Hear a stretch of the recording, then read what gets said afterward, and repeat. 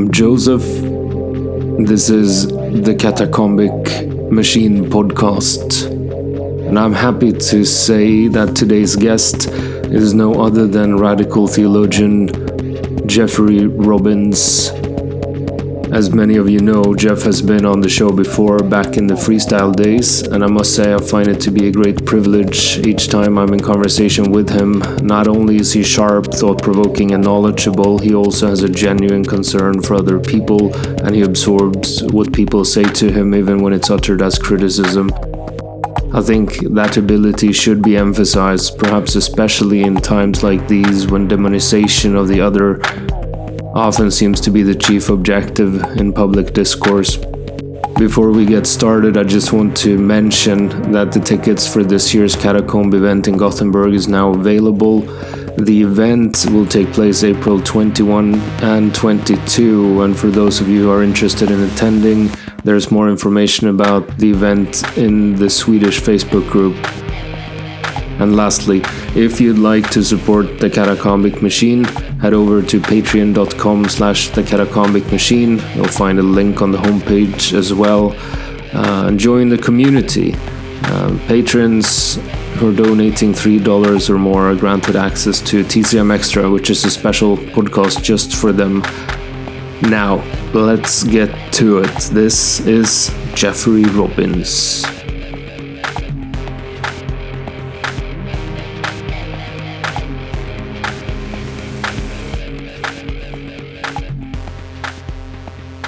For me, the key for understanding the secular really comes down to the separation of powers. I think that was part of the modern ideal. And in the realm of religion and politics, this means a kind of a secular ideal that can imagine a strict separation between church and state. And so in that kind of basic sense, the post-secular would be kind of rethinking the proper relationship between religion and politics, kind of recognizing that kind of ideal of a strict separation of church and state is always a bit more blurry, a little more complicated than that.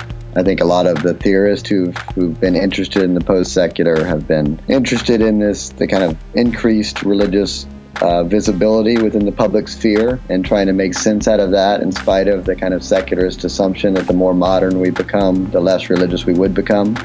But yet here we are, and sort of religion still remains a motivating and mobilizing force within our politics.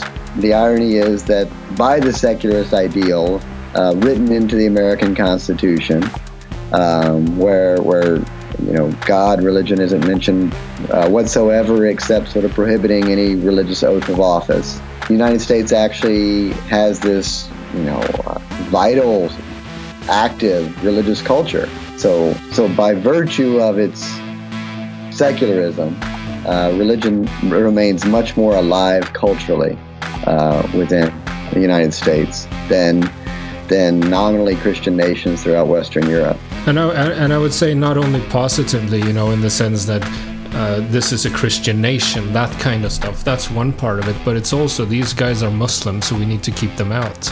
No, absolutely, yeah. I mean, with Tocqueville too. For him, what this breeds automatically is a form of kind of religious charlatanism, in which religious leaders are no better, no worse than politicians who are shameless in trying to attract parishioners or votes, whatever the case might be. And so the kind of the tragedy or the kind of terror of democracy for someone like Tocqueville, and I think it remains to this day, is this inability to make any kind of real distinction, this kind of loss of a discerning judgment or capacity for discerning judgment.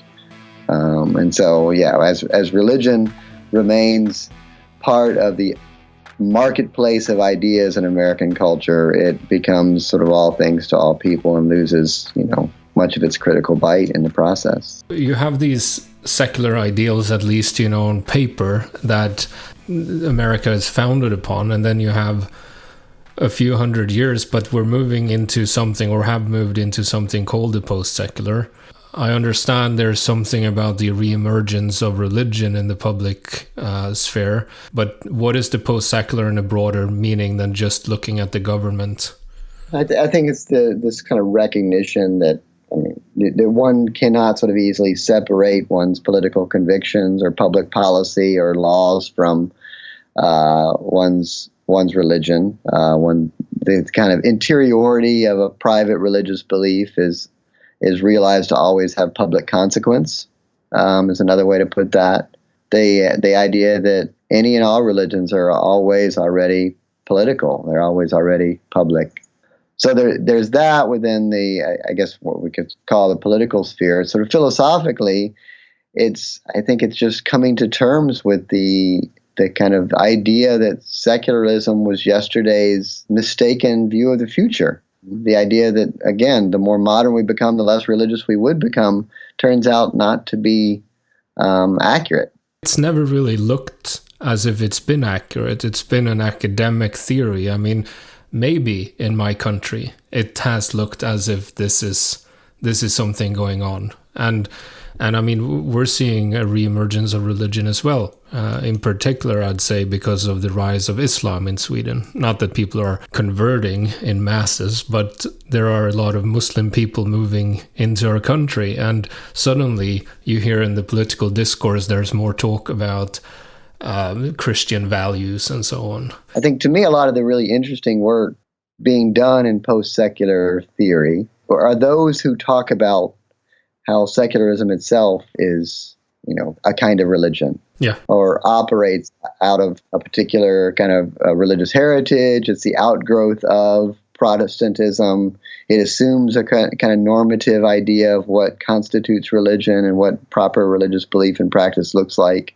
The Protestant provenance of secularism, I think, needs to be noted. And so sort of the post-secular becomes a way of kind of trying to think a kind of exteriority outside that horizon of kind of secular ideal. And I think you see this sort of most prominently in someone like Johnny Vadimo, who clearly kind of maps sort of secularism along a kind of Christian trajectory of the realization of the age of spirit. Daniel Barber was on the podcast not too long ago. He also talks about this Right. secularism as a kind of Christianity that uses the same logic, but in a sense believes itself to be liberated from theopolitics. Yeah, Dan Barber's done incredibly good work on that. I mean, and going so far as sort of mine these kinds of ideas about, what we consider to be basic religious kind of experiential concepts like conversion, and sort of how that gets mapped on to our secular experience of everyday life. Yeah, these things have a kind of not just a vestigial religious aspect to them, but they carry with them certain kind of theological assumptions, and it has kind of force of cultural normativity to them. Yeah, I mean, with Daniel's work, he talks about the normative understanding that operates by the logic of the one, and that the secular hasn't liberated itself from it. So is there hope then in the post-secular that we can move away from this logic of the one, or is that just another way of trying to widen the scope a little bit to encompass all people?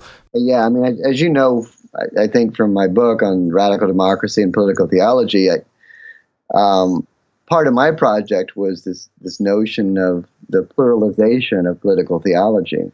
And that sort of pluralization of political theology is an effort to sort of operate outside the logic of the one, to use Daniel Barber's terms. And it's so interesting and obvious to me the way in which someone like Carl Schmitt, who's fixated on the concept of sovereignty early on in political theology 1, and then in political theology 2, he moves beyond sovereignty, but still is operating by this sort of logic of the one. Yeah. The idea that the only way for sort of power to manifest itself is by sort of capturing sort of the two into the one. And I think the person who I've been reading recently, who's been really helping me a lot with this, is Roberto Esposito, who's got a great book on political theology called Two instead of One. It sort of brings sort of the biopolitical kind of sort of work into this discussion about political theology. I'm also interested, and Barber talks about the none. I'm interested in a kind of a way of trying to get at what I call the anonymous sovereign, And by anonymous, I don't think I mean the same thing as Barber means by the logic of the nun, but I mean by the way sort of once sort of power gets dispersed and pluralized, how it's no longer an expression of a philosophy of subjectivity. Instead, sort of more often than not works as a kind of collective. But it's sort of nameless, it's faceless, it's amorphous, but still operating out of this sort of idea from Foucault primarily that sort of where there's power, there's always resistance. And so we can sort of think about sovereign power in ways that aren't sort of centered on sort of the capture by the one. And sometimes that can be anonymous. I think the secular understanding that religious matters are purely personal is a remnant of Cartesian dualism, and that the same is true for how secularists think of consciousness in relation to the body, with the implication that consciousness is perceived as what is destined to control our bodily passions, our desires. So if we have moved beyond this dualism, which has kept secularism closely tied to a classic Christian logic, how are we to think about the body in a post-secular matrix? I'm thinking, for me, sort of the way the terminology that comes more naturally to me would be sort of linking up the post-secular with the new materialism, right? So yeah, very much sort of the body, sort of material bodies. And I think what you see in the new materialism is instead of the kind of old materialist critique of religion that sees all forms of religion as false consciousness and then tries to repudiate and separate itself from that. Within the new materialism there, and I think this is a post-secular gesture, there is a kind of recognition of how religion can be sort of twisted, distorted, turned towards different ends. It doesn't have to be sort of a tool of oppression, but it can be a sort of tool of liberation as well. So if we can sort of read body as a kind of form of materiality, what is interesting to me is how the post-secular opens up possibilities for a different kind of embrace of religion rather than seeing it purely as a form of false consciousness. I was thinking also, about Spinoza when he talks about we don't know what the body can do. Maybe you can relate that to the new materialism. To think about how we've imagined freedom in a sort of disembodied fashion associated with the mind or sort of the will, these kind of immaterial placeholders for something that we couldn't quite sort of measure or calculate.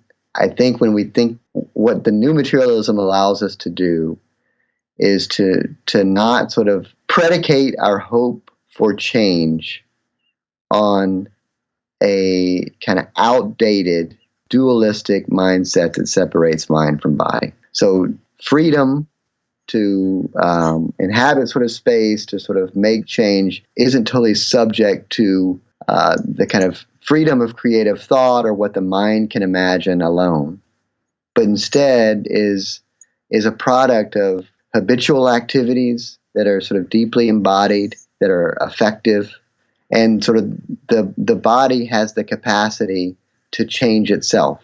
And to me, for the longest time, I don't think I appreciated that aspect of what embodiment means and sort of what effective theory can help us sort of understand about sort of this fuller human picture. The idea that change doesn't happen simply because of a kind of immaterial sort of spiritual forces, but that too can be imagined with a kind of radical imminence. Another way to put that is through sort of embodiment and affect. So my friend Joel shared this quote the other day from Deleuze's book on Francis Bacon. For Christianity is subject to the form, or rather the figure, to a fundamental deformation. Insofar as God was incarnated, crucified, ascended to heaven, and so on, the form or the figure was no longer rigorously linked to essence, but to what in principle is its opposite, the event, or even the changeable, the accident. So, is there a way here, you think, to speak about incarnational theology in relation to the new materialism that you're talking about? As you probably know, I come to a lot of this by way of the work of Catherine Malabou. Yeah. And her first book, this sort of large book on Hegel, I mean, she writes an incarnational theology in a way. I mean, she's not interested in theology and she's not interested in God or religion, really. But an essential part of what she's trying to get at with the concept of plasticity is the way by which the essential is made accidental and the accidental is made essential. Yeah. And there's the whole idea of plasticity is that sort of form, one never sort of gets outside of form, but there's always a kind of form, reform, deform, transforming that's sort of taking place. And so the sort of materiality of the form is what is here to stay, right? Yeah. And again, the one doesn't have to sort of step outside of form in order to recognize that sort of change is not only change is possible, but the change is happening all the time. Yeah, there's an explosivity to it. Yeah, absolutely. So it changes form, sort of deforms, and has the possibility of exploding. But that's with the one sort of area where her recent work has taken on a much sort of darker, I don't want to sort of say pessimistic, but she's grown increasingly interested with the idea of trauma. Yeah. And sort of what the explosivity of form, which she talks about, and what should we do with our brains, sounds like this sort of liberating or emancipatory event. And really, if you read that book carefully, this is the kind of political hope that's expressed. If she's saying that sort of so much of modern or human subjectivity is constructed according to the kind of biopolitical order by which we're so kind of flexible, so willing to adapt to what the market demands of us, that the key to the liberating or sort of revolutionary potential of plasticity is its capacity to resist. And not only its capacity to resist, but also the kind of latent possibility for it to explode. So in that book, almost exclusively, when she talks about the explosive nature of plasticity, it's the suggestion is that this is sort of a positive, sort of liberatory event. In her later work, it becomes much more associated with the kind of trauma of brain damage or of memory loss with something like Alzheimer's. And the idea that sort of when the form explodes, our capacity to kind of construct the narrative upon which notions of selfhood are based, we sort of lose that capacity. The sort of link is lost. And so even though she doesn't really sort of make the political connections as explicit in these later works as some of the earlier works, to me, the kind of implications and ramifications for thinking through our political situation are much more profound in some of these later works. And there's a tragic dimension to it. And for me, especially, like thinking about things like genocide, because of my wife's work, this idea that there are certain things that are lost to history. I mean, just like sort of brain trauma operates, in which one becomes, as Malibu puts it, literally sort of a different person because of brain trauma. By virtue of sort of genocidal acts of violence, we lose access to our history, right? Yeah, and I would say that you could frame that ecologically as well, talking about extinguished species and so on. Yeah, absolutely. So yeah, I think I just want to sort of throw a little bit of sort of caution about sort of the kind of the positive overtones to sort of the explosive potential of plasticity. I know that you've done work, or at least that you've communicated with Cornel West. I remember him saying that Heidegger's being towards death is too abstract. We want to start with corpses that decompose and smell and so on. And I kind of like that because it's easy to just take suffering out of the picture and create this sort of positive image in your mind that has very little to do with the world people are actually experiencing. Anyway, the reason for reading that Deleuze quote was because I think, when looking at the post-secular and the church, there's a tension there because the church very much operates with the logic of the one and a sort of dualism And so what happens to the church in a post-secular environment? Is there even a future for the church? I mean, you could frame it very dramatically to question the future of the church. But I guess the thought of reading that quote would be to say that there's something within the Christian tradition that might actually be worth looking deeper into, rather than just abolish and move on to something else. Thinking about sort of how to respond to that almost sort of strategically. I mean, I don't feel qualified to speak on what ought to be or what will be salvaged from the church as we know it. And I mean, my first inclination is to immediately, when you say the church, to pluralize that, to talk about sort of churches. And I think that the advantage of talking in the plural is that then you can sort of more easily imagine individual churches or communities operating as sites of resistance. And then sort of the kind of the desideratum, the kind of whole kind of effort is not so much to kind of restore any sense of lost unity or to kind of recapture the one, operating by this kind of ideal or this kind of memory or nostalgia for the age of Christendom, but instead to sort of stand in solidarity with the lost and the forgotten, poor and the orphaned, or the refugee, as the case might be. So my own work is, in the last couple of years, has been, and maybe this is because of a kind of over-optimism on my part in books like Radical Democracy and Political Theology, in which I was very much kind of interested in the revolutionary power of the people. And to be honest, when I wrote that book, I was very much writing against this kind of knee-jerk reaction about sort of religion necessarily always being seen as a reactive force and not as a sort of transformative force, or not even as a potential agent for change.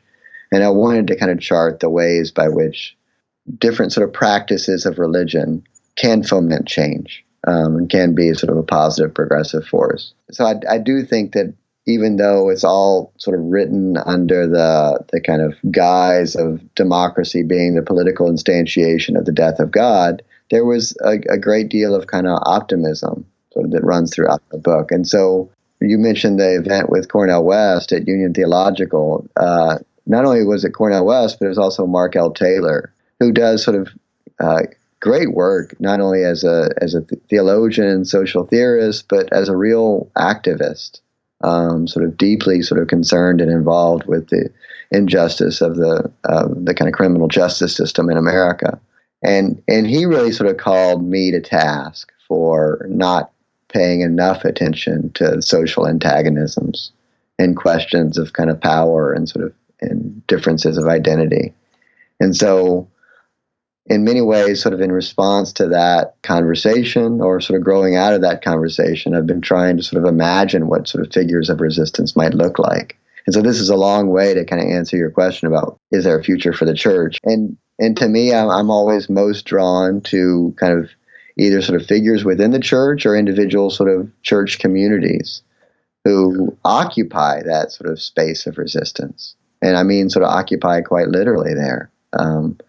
Sort of become a site that is sort of a blemish on the kind of smooth ordering of society, and sort of grow like a sort of festering wound in some cases. So to the extent that sort of the church can sort of relinquish its claim on the one and sort of allow itself to have a sort of much more sort of limited scope in terms of establishing itself as a site of resistance, I think that's a future worth salvaging. So, looking at the political context in your own country, I was thinking, looking at the resistance now, not prior to the election, but post-election, and the recent days prior and after the inauguration. From your perspective, what do you think about the protests that are happening in America? I've never felt it such a loss. I mean, I believe the sort of Women's March last weekend, it was a powerful statement that clearly irked sort of Trump and his administration, but irking Trump is not sort of sufficient for kind of urgency of our situation. And that's not to take anything away from sort of the march or the movement. I don't know. I mean, I things are so unsettled, and as people say, sort of the playbook has been sort of thrown out, or sort of it's being made afresh every day. And the kind of the observation that sort of keeps getting repeated is that Trump supporters sort of know to take him seriously, but not literally, but everyone else is taking him literally, but not seriously. I honestly am at a loss to know how to respond to that situation. How to take him seriously when what he says is sort of a signal that when the effort is made to decipher it, there is a kind of automatic kind of defense mechanism sort of written into the political rhetoric by which you can't call what you know to be a lie. Is that also a, sort of an expression of what is the post-secular in a sense? Because what I've been thinking at least is that when progressives and leftists and so on challenge Trump and his administration for, what they call alternative facts or whatever, isn't that in a sense riding on some kind of postmodern wave where there is no truth? And so the movement resisting Trump is actually the ones who intellectually has been arguing for the pluralism of thought and perspectives and so on for a long time. Yeah. And so from what position then do one say that Trump's perspective is invalid? And I think that's a question that you might not be able to answer, but I think it's a question that the resistance needs to ask itself in this situation, because simply going back to a kind of more modernistic understanding or epistemology where there are protesters and CNN together opposing Trump for what he is saying, I'm not seeing the sort of creativity that I'm looking for there. I'm just seeing a reactive mode of being in relation to power, and I think ultimately it's a problem because people are being caught up in the game of Donald Trump. I even said sometime that I think the whole election became controlled by him because people so opposed him that ultimately the election became who's the best Donald Trump, and that was Donald Trump. And even Hillary tried to play the game. She wasn't as good at it as Donald, right, but she tried. It was sort of a cultural thing that first we mock him, then we take him serious by opposing him. And by that, he was so sort of controlling the discourse that everything just became mere qualifications of what he was saying. No, I mean, the only option you didn't sort of mention there, and I'm not suggesting this is a better one, is to ignore him completely.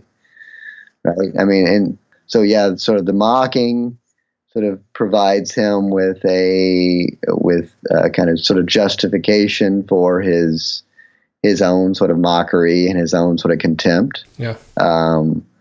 The kind of opposition sort of marshals the fight for those who already feel like they've been sort of passing them by, perhaps, or sort of the nation as they know it has been sort of transformed before their very eyes. And I mean, I think that's where you get the kind of white supremacy sort of at work, and the claim of "Make America Great Again."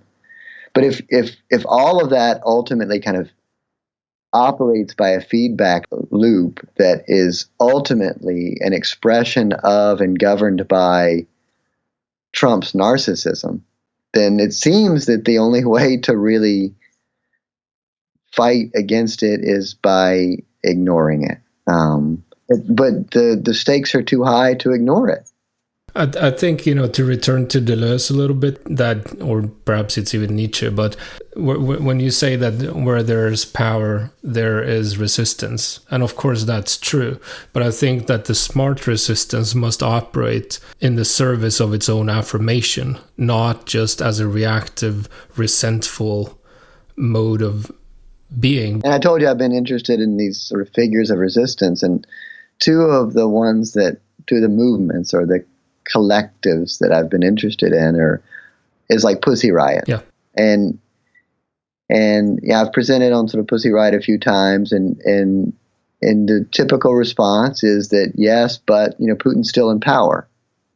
Of course he is. But it comes to mind because I'm thinking about sort of the affirmative quality of what Pussy Riot was doing. I mean, there was a joy in the sort of performance. There was a joy in sort of the solidarity of finding sort of opportunities to do this kind of these performative artworks that were deeply subversive and sort of disruptive. But that sort of joy of operating as a collective, I think, sort of matters tremendously. And similarly, the hacktivist group Anonymous. I mean, that there's such a unseemly quality to so much that goes under the name of Anonymous. But as every sort of observer of Anonymous would say, there's also a culture of a kind of there's a humor that's sort of a recognizable humor that sort of drives much of what they do, and it's a dangerous sort of oftentimes sort of bullying humor, but I think that sort of at its best, what sort of these two collectives help us understand is what sustains the resistance for the long fight is that sort of affirmative, sort of joyful, sort of creative quality that I think that you're talking about in reference with this. Yeah, and I like the Pussy Riot reference. I did a podcast maybe a year ago or something like that with the Swedish theologian Petra Karlsson. Mm-hmm. You know her name, right? I know. Yeah, I met her in school a couple of years ago. Yeah, and after we just did a podcast around her early writing for a new book on material sacramentality. And after that, I wrote a few texts on Pussy Riot as an example of what she was talking about. And she actually folded that into the book, I think. Okay. So it's not, I don't think it's published yet, but it's really in the last stages. So it will come out, a book that talks about this material sacramentality, resistance, and of course then Pussy Riot as an example. I think that the difficulty that becomes present in a presidential election is that you need to have a vision that can unite people. And looking at the Women's March now in Washington, of course, a lot of women came together in their opposition. But the question, I guess, is whether you can present a political alternative that can be as uniting in 4 years. Because ultimately we can argue about the importance of nation states in the future, but it still matters. They still hold the power over the military force and so on. I just want to say, so Trump, and who cares about Trump in so many ways, but it's not like Trump deserves any credit for unifying sort of people into a movement. I mean, what Trump did was sort of tap into a kind of seething sort of hatred, a seething sort of resentment, a seething or sort of a lingering sense of racial superiority. I mean, one question I ask myself is like, is the movement sort of born by the sort of vision, or is it sort of simply kind of unleashed once one finds the sort of secret to unlocking it, right? Yeah. And so I just don't want. I want to be sort of careful not to give sort of Trump any more sort of credit than he deserves, because he was a divisive figure sort of through and through. But now that he's in office, he's able to claim that he's representing this sort of wave, this sort of movement that one day we will call Trumpism, because it's certainly not the Republican Party that is recognizable to anyone who follows American politics. It's something different. I think that's correct. I mean, I'm not saying that Trump unified the people. I'm just saying that if people are to resist Donald Trump, in a presidential race in 4 years, there needs to be some kind of vision that unites people. And I'm not seeing it, so I'm a little bit worried. I actually think Trump will sit for 8 years. And in the meantime, and you know this, in the meantime, even if these expressions of resistance that are sort of mass movements, even if they aren't sort of the total resistance, even if it doesn't mean that they represent a movement that ultimately is going to unseat Trump, they can minimize a lot of the danger that Trump is going to do, right? I mean, whether it's sort of fighting the pipelines, whether it's sort of preserving sort of what gains we've made in healthcare, sort of the entire sort of social safety net, which is under threat. I think sometimes when we think about resistance, we think about it in too totalizing of a way, rather than imagining sort of these sort of small acts of resistance, and the kind of deeply disruptive effect that can have on what otherwise would be a kind of total capture of the airwaves, of what sort of counts for information, sort of the very claim on truth itself, which is what we see at work right now. I obviously agree with that, but I also think it can go the other way. I think that these smaller acts of resistance can actually legitimize, in the eyes of the socios, a more strong government. I've seen on my Facebook the past 2 weeks or whatever, 1 week, that this is why we should punch Nazis in the face. This is why we should break the windows of Starbucks. And I've had conversations with some of the people advocating for this, and I understand, the smaller resistance, and I've read their manifestos and so on. I get it.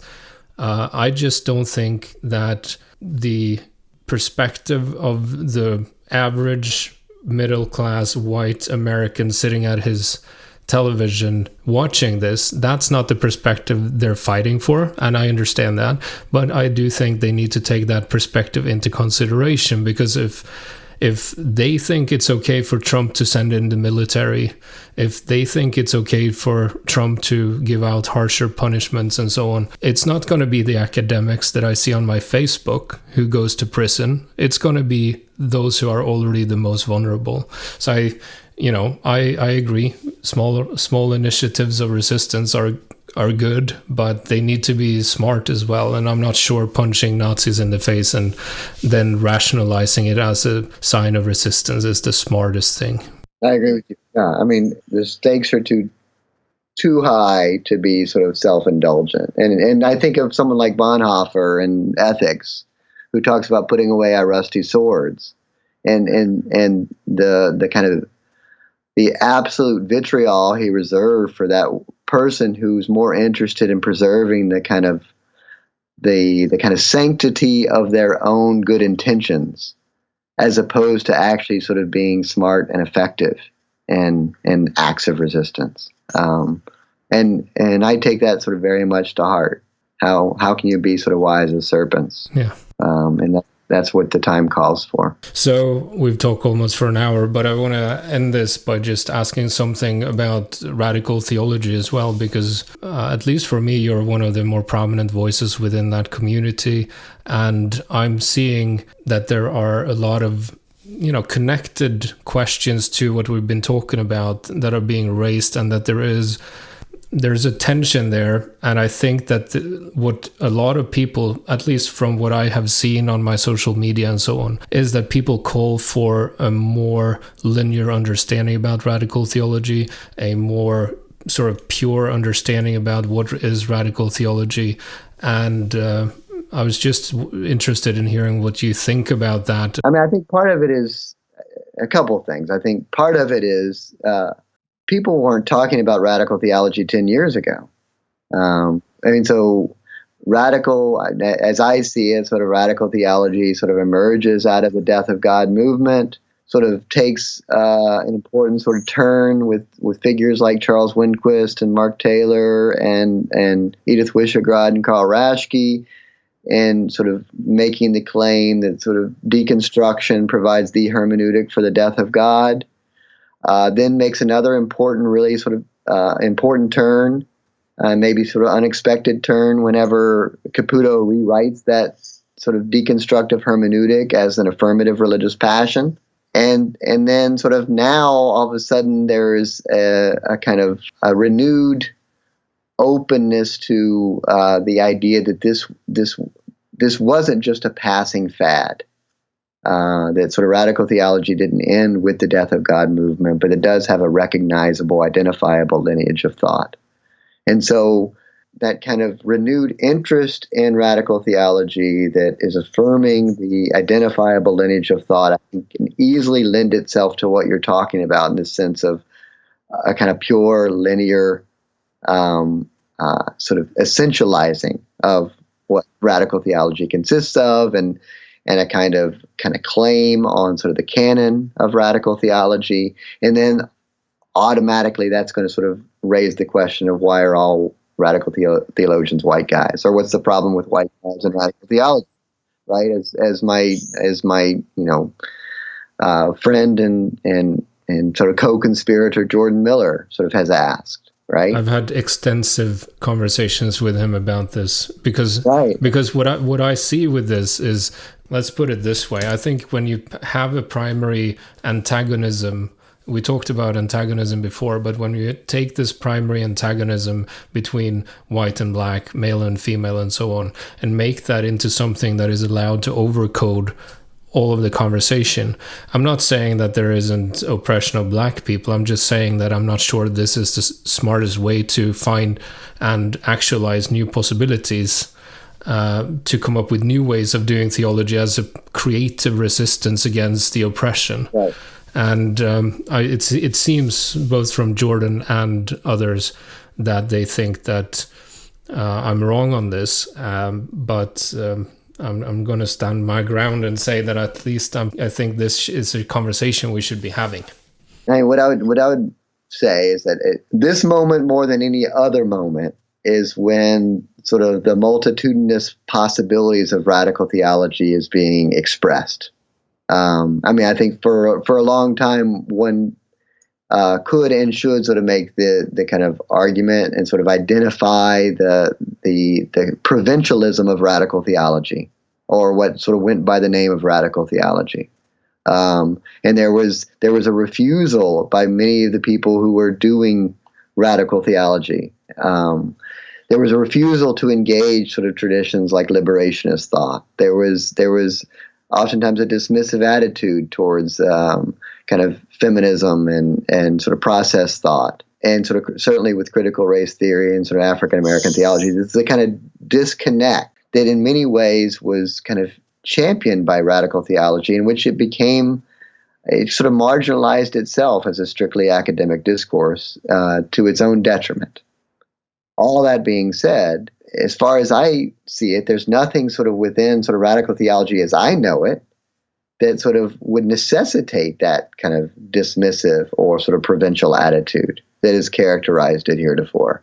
And so when sort of I try to kind of reactivate and sort of redirect sort of the ends of radical theology, in some ways it's a risk, because that kind of association with the provincialism of its past is there. But there's something within the thought itself that is capable of opening itself to its other. And to me, that's where sort of any genuine thinking happens, whether it goes by the name of radical theology or anything else. And so I'm sympathetic to what you're expressing in terms of, once you suggest that the identity trumps the capacity for thought, or sort of delimits the capacity for thought to such a degree, I don't see how that's any different than sort of making the claim that biology is destiny, right? And again, sort of hearkening back to the importance of the new materialist perspective in my thought, we are capable of sort of self-transformation. And largely that happens in responsiveness to, in many ways, external stimuli, but also the kind of potentiality within ourselves to kind of awaken and sort of discover sort of the multitudinous aspects of ourselves, the kind of stranger within ourselves. If identity works that way, I don't know why an identifiable lineage of thought can't sort of open itself up to that possibility as well. I think that's a good way of ending this. There was almost a little bit of Charles Winquist coming in there in the end with the otherness of self. But we can talk about him some other time. I really enjoy his work as well. But I do enjoy you, Jeffrey. So thank you for coming on the show. All right, my pleasure. Thanks.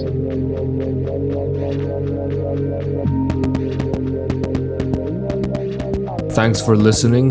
And don't forget to join the Patreon community so that you can listen to TCM Extra. The next episode is coming shortly, and in it I will, among other things, offer a short reflection on this very conversation with Jeff.